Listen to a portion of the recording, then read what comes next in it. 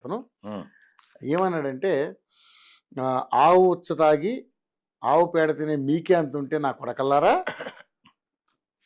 గుడ్డు మోసం తిన్న మాకెంత ఉండాలరా అని మాట్లాడాడు సార్.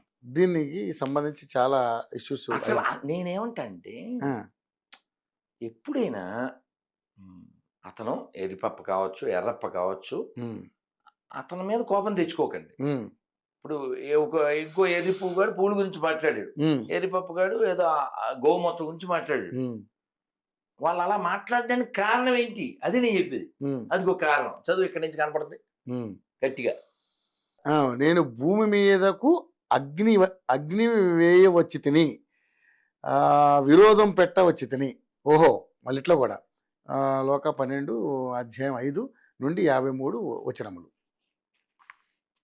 అంటే అందుకే వచ్చాడు. జరుగుతుందిగా.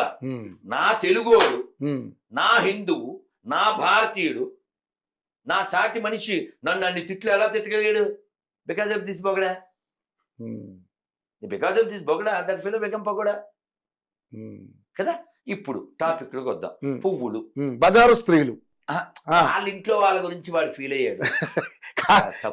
గుడి దగ్గర పూల కొట్టు పెట్టుకోకరా, చర్చి దగ్గర పెట్టుకోవాల్సిన వేరే ఉన్నాయి, అవి తొడుక్కు వద్దు, బాగుండదు. ఇప్పుడు అతను